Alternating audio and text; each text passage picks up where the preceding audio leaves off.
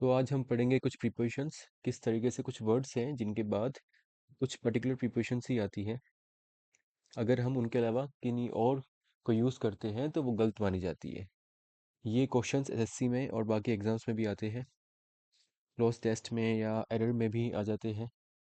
अच्छा, उससे पहले हम जानेंगे, जैसे कि आपको पहले से पता होगा, लेकिन फिर भी हम रिवाइज कर लेंगे कि प्रीपोजिशन होता क्या है। प्रीपोजिशन क्या होता है? कुछ वर्ड्स होते हैं जो कि किसी एक वर्ड का, ठीक है, चाहे वो नाउन है या प्रोनाउन है, उसका जो रिलेशन है वो बाकी के वर्ड्स, उसी सेंटेंस में जो बाकी वर्ड्स हैं उनके साथ दिखाते हैं। ठीक है, ये इंडिकेट करते हैं direction, place, time and manner. ठीक है, डायरेक्शन के लिए जैसे कि I am going to school, है ना, इस तरह से हो गया। प्लेस के लिए जैसे कि ऑन द टेबल। टाइम के लिए जैसे कि एट 8 o'clock। मैनर के लिए जैसे कि ही केम बाय बस। तो इस तरीके से प्रीपोजिशंस को हम यूज़ करते हैं। पहला जो हमारा वर्ड है वो है एब्जॉर्ब्ड। इसका मतलब होता है वेरी मच इंटरेस्टेड। ठीक है, इसके बाकी मतलब भी होते हैं, जैसे कि अगर हम अलग कॉन्टेक्स्ट में बात करें तो अगर हम पानी की बात करते हैं, वाटर की बात करते हैं, तो हम बोलते नहीं कि एब्जॉर्ब कर लिया, उसने सोख लिया। ठीक है, वो भी होता है। लेकिन जिस कॉन्टेक्स्ट में हम बात कर रहे हैं, कॉन्टेक्स्ट बहुत ज़रूरी होता है। जैसे कि अगर मैं एग्जांपल दूं, कमज़ोर, कमज़ोर के लिए अगर जो आपने वर्ड्स पढ़े हैं, सिनोनिम्स पढ़े हैं, तो आपने ब्रिटल पढ़ा होगा, आपने डेलिकेट पढ़ा होगा, आपने आपने पढ़ा होगा फ्रेल, आपने पढ़ा होगा फीबल। ठीक है, ये सब वर्ड्स पढ़े होंगे, लेकिन इन सब के कॉन्टेक्स्ट अलग अलग होते हैं। जैसे कि जो फ्रेल है, ज़्यादातर वो किस कॉन्टेक्स्ट में यूज़ होता है कि कोई मान लेते हैं, कोई मतलब कोई बच्चा है, वो बच्ची है ना, कोई मतलब शरीर है किसी इंसान का, वो बहुत कमज़ोर है, तो हम बोलते हैं फ्रेल। फीबल कैसे हो गया? वो भी कमज़ोर है, लेकिन फीबल हम साउंड के कॉन्टेक्स्ट में यूज़ कर लेते हैं कि जो आवाज़ है बहुत कम है, कमज़ोर आवाज़ है, यानी कि ना कम आ रही है। ब्रिटल जैसे कि ग्लास का कुछ बना हुआ है, बहुत ही कमज़ोर है, एकदम अचानक से टूट जाए।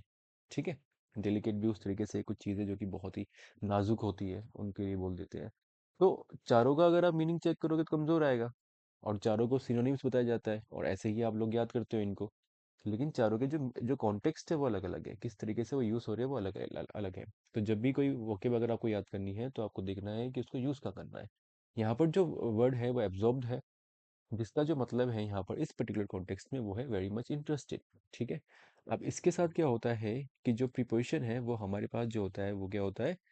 इन, एट नहीं। ठीक है, एट जो होगा वो गलत माना जाएगा। तो अगर हम बोलते हैं the man was absorbed at his work, तो वो गलत है।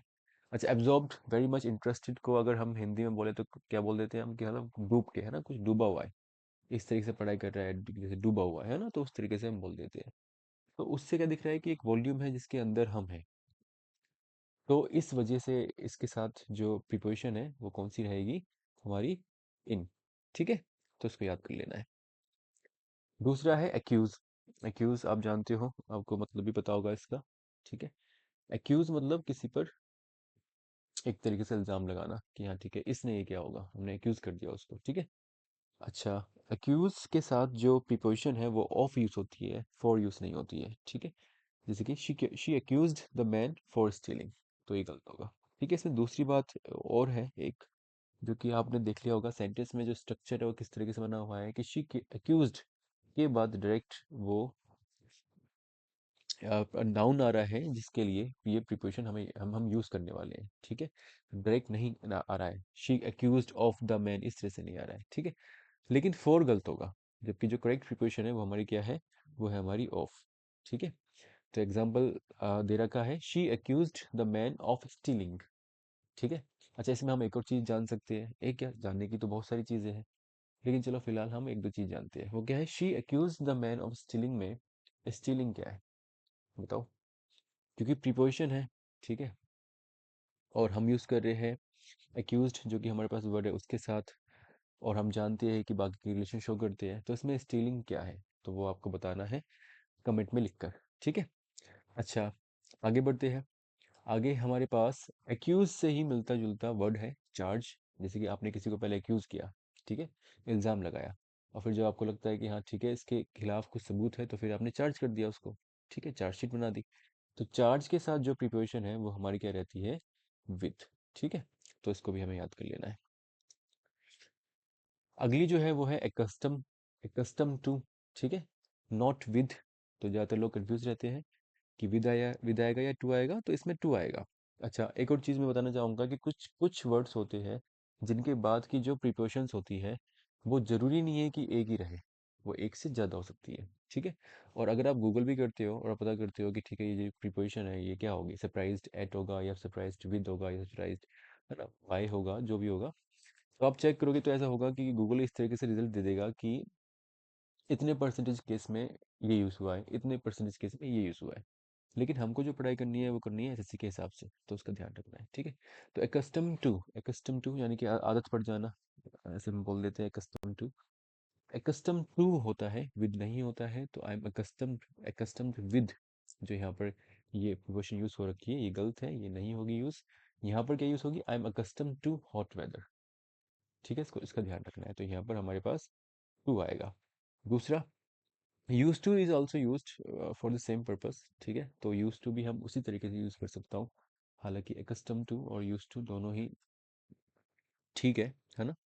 तो यूज टू में भी हम देख रहे हैं कि यूज के बाद टू आ रहा है। तो अगर आपको एकस्टम टू याद करने में दिक्कत होती है तो यूज टू, जो कि बहुत ही थोड़ी सी सिंपल वर्जन है सेम चीज़ कहने के लिए, सिंपल वर्ड से आप उसको यूज़ करके याद कर सकते हो। ठीक है, और यूज टू आपने पढ़ा होगा मेरे ख्याल से, मॉडल्स में पढ़ा होगा कि I use to go to school in Uttarakhand. तो इस तरीके से भी हम इसको यूज़ कर लेते हैं। अगला है अफ्रेड। अफ्रेड बहुत सिंपल है, ये आपको आती होगी, इसको मैंने फिर भी इसमें अपने लेक्चर में इन्वॉल्व कर लिया, तो ऑफ इंक्लूड कर लिया। अफ्रेड जो है वो ऑफ यूज़ करता है, अफ्रेड के बाद ऑफ आता है, फ्रॉम नहीं आता है। ठीक है, you are afraid of something, you are not afraid from something. ठीक है, तो Paul is afraid of the dog, तो ये आपको ध्यान रखना है। एम एट, नॉट ऑन और अगेंस्ट। तो जब हम एम करते हैं तो डायरेक्शन की बात आ रही है। ठीक है, we are aiming at something. तो ऑन तो आपके दिमाग में आ सकता है कि यार ठीक है हम उस पर हमला कर रहे हैं या उस पर हम कुछ चला रहे हैं, तो आ सकता है, या अगेंस्ट आ सकता है, लेकिन ऐसा नहीं है। एम में हम बहुत ही स्पेसिफिकली डायरेक्शन की बात कर रहे हैं, और डायरेक्शन में जब भी हम डायरेक्शन की बात करेंगे तो एट एक बहुत ही इंपॉर्टेंट प्रिपोजिशन है जो कि हम यूज़ करते हैं। तो ऑन ये और ऑन या अगेंस्ट नहीं आएगा इसमें, हम यूज़ करेंगे एट। ठीक है, तो इसका ध्यान रखना है। अच्छा, दूसरा क्या है, दूसरा ये है कि कुछ और वर्ड्स हैं जिसमें लगभग सेम ही मतलब सा होता है। ठीक है, एम करना, फिर थ्रो करना, शॉट करना, फायर करना, शूट करना, लगभग सेम कॉन्टेक्स्ट में यूज हो सकते हैं। इन सब के साथ एट ही यूज होगा। ठीक है, लेकिन अगर मैं शूट वर्ड यूज कर रहा हूँ और मैं शूट के साथ मान लेते हैं कि कोई प्रिपोजिशन यूज नहीं कर रहा हूँ, तो वहां पर उसका सिंपल मतलब होगा कि मार देना। ठीक है, ही शॉट अ बर्ड। ठीक है, उसको हिट किया और उसको मार दिया, इस तरीके से। ठीक है, अगला है हमारा एंग्री विद, नॉट अगेंस्ट। तो एंग्री विद जो है, अब इसमें एक और चीज़ आएगी जिसको मैं पहले ही बोल देता हूँ। पहली बात, अगेंस्ट नहीं आएगा, the teacher was angry against him, against नहीं आएगा। ठीक है, दूसरा, हम बोल रहे हैं कि विद आएगा और एट आएगा, एट भी आएगा। ठीक है, कैसे आएगा, अगर हम बात करें इंसान की, ठीक है, if I am talking about someone, person, ठीक है, तो विद आएगा। The teacher was angry with him, the teacher was angry with सार्थक। ठीक है, इस तरीके से आ गया। तो यहाँ पर क्योंकि ये हिम एक प्रोनाउन है जो कि एक नाउन की तरह यूज हो रहा है, जो कि एक पर्सन है, तो हमने विद यूज किया है। लेकिन अगर मैं बात करता किसकी, किसी चीज की, क्योंकि जरूरी नहीं है कि हमेशा आपको इंसान पर ही गुस्सा है, आपको चीज पर भी गुस्सा आ सकता है, तो तब क्या आएगा, तब हमारे पास एट आएगा। ठीक है, तो ये ध्यान रखना है। तो we get angry with a person but at a thing, तो ये इसलिए यहाँ पर यूज हुआ है। He was angry at the weather, not with the weather. ठीक है, तो ये ध्यान रखना है। पर्सोनिफिकेशन अलग चीज होती है, पर्सोनिफाई कर देना, मान लेते हैं किसी चीज को इंसान बना देना, तो बात अलग होती है, उसके बारे में हम अलग पढ़ेंगे। पर अभी के लिए हम ये जानेंगे कि एट थिंग विद पर्सन। ठीक है, अच्छा, एंग्री के ही मिलते जुलते वर्ड्स हैं, एनॉयड, वेक्स्ड, इंडिग्नेंट। तीनों के साथ सेम, पर्सन की बात हो रही है तो विद आएगा, और थिंग की बात हो रही है तो एट आएगा, तो इसका ध्यान रखना है। अच्छा, अब है हमारे पास क्या, एंग्शियस। एंग्शियस बहुत ही कॉमन वर्ड हो गया है आजकल, ठीक है, बीमारी भी होती है एंग्जाइटी, जिसका ध्यान रखना पड़ता है। एंग्शियस के लिए मैं क्या यूज़ करूँगा, अबाउट। फोर नहीं यूज करूंगा, ठीक है, because when you are anxious, ठीक है, एंशियस है तो किसी चीज को लेके एंशियस है, तो किस चीज को लेके एंशियस है, तो वो चीज आ जाएगी, हेल्थ आ गई, पढ़ाई आ गई, कुछ भी आ गया। उसके लिए हम फोर यूज ना करके हम क्या यूज करेंगे, अबाउट। तो इसका ध्यान रखना है, they are anxious about his health, ठीक है, इसमें गलती के चांस ज्यादा है, ठीक है, तो थोड़ा ध्यान रखना। अच्छा, एंशियस अगर मीन करता है, मान लेते हैं, ठीक है, कि आप विश विश करते हो, विश यानी कि मतलब आपकी जो एंग्जाइटी है वो पॉजिटिव है, लाइक मतलब कहने का मतलब ये है कि आप कहना ये चाह रहे हो कि आप वरी कर रहे हो कि यार इसकी इसके साथ अच्छा होगा नहीं होगा, या इसकी पढ़ाई अच्छी होगी नहीं होगी, ठीक है, तो तब जाकर मैं फोर यूज करूंगा, ठीक है। तो ये थोड़ा अलग अलग कॉन्टेक्स्ट है, इसका ध्यान रखना है। Arrive at, not to. Arrive के साथ तो वैसे आपको पता होगा पहले से ही, ठीक है, लेकिन इसमें एक और चीज़ है तो इसलिए हम इसको पढ़ लेते हैं। अराइव के साथ हम एड यूज़ करेंगे, ठीक है, लेकिन जब हम, जो अलग चीज़ है वो ये है कि जब हम बात करेंगे बड़ी कंट्रीज़ की या लार्ज सिटीज़ की, ठीक है, तो हम यूज़ करेंगे इन, जैसे कि ही arrived in Delhi, prime minister Modi arrived in Delhi, ठीक है, तो तब हम इन यूज़ करेंगे, वरना बाकी केसेस में हम यस यूज़ करेंगे एट, तो इसका ध्यान रखना है। अशेम्ड ऑफ, नॉट फ्रॉम, ये भी काफ़ी कॉमन एक वर्ड है जो कि आता है एग्जाम्स में, तो इसका ध्यान रखना है। जिस तरीके से अफ्रेड ऑफ होता है ऐसे ही अशेम्ड ऑफ होता है, ठीक है, तो अफ्रेड फ्रॉम नहीं होता है तो अशेम्ड फ्रॉम भी नहीं होता है, ठीक है, और यही एग्जाम्पल दिया हुआ है इन्होंने लगभग सेम, कि अशेम्ड फ्रॉम ये नहीं होगा, ठीक है, होगा क्या, अशेम्ड ऑफ, तो इसका ध्यान रखना है। He is now ashamed of his conduct, ठीक है। एक और चीज, अशेम्ड और शाई दोनों अलग अलग वर्ड है, ठीक है। अशेम्ड का मतलब क्या होता है कि आप शेम फील कर रहे हो, ठीक है। शाई का मतलब क्या होता है कि आप थोड़ा नर्वस हो रहे हो, ठीक है, थोड़ी घबराहट हो रही है इस तरीके से, या थोड़ी शर्म शर्म शर्म आ रही है, लेकिन वो अलग वे में शर्म आ रही है। शाई वाली शर्म अलग होती है, ठीक है, अशेम्ड वाली शर्म अलग होती है। इसका फर्क दोनों वर्ड्स में फर्क होता है। तो अगर मैं यूज़ कर रहा हूँ एक सेंटेंस जिसमें मैं कहना चाह रहा हूँ इस तरीके से कि I M ashamed of my teacher, ashamed of my teacher का मतलब ये हो गया कि मैं ये कहना चाह रहा हूँ, जैसे कि मैंने बताया ना कि सेम मतलब के वर्ड्स हो सकते हैं जिनको अलग अलग कॉन्टेक्स्ट में यूज़ किया जाता है, डेलिकेट, फीबल, फेल, इनका एग्जाम्पल दिया, ऐसे ही यहाँ पर एक आ गया है।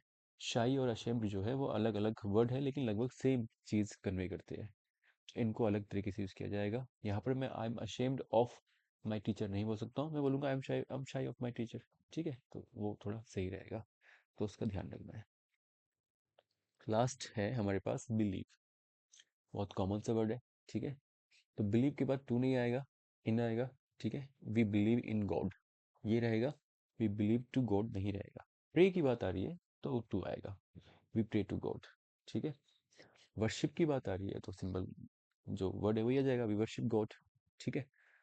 ऑफर प्रेयर्स जिसे बोलते हैं, वी ऑफर प्रेयर्स, इसमें भी देखो कोई कुछ नहीं आ रही है, प्रीपोजिशन नहीं आ रही है, तो इसका ध्यान रखना होता है। अच्छा, बिलीव इन समथिंग, जैसे कि फ्रेजल वर्ब्स होती है ना, तो फ्रेजल वर्ब्स भी पढ़ेंगे हम वैसे बहुत सारी बाकी। तो बिलीव इन का मतलब जैसे कि यहाँ पर दे रखा है कि किसी में फेथ होना, आई बिलीव इन यू, यानी कि मुझे आप में फेथ है, ठीक है। लेकिन अगर मैं उसको सिंपल वर्ड की तरह यूज कर रहा हूँ विदाउट एनी प्रीपोजिशन, तो उसका मतलब वही है कि हाँ ठीक है, विश्वास करता हूँ, जैसे कि यहाँ पर हो गया, I believe everything he says, ठीक है।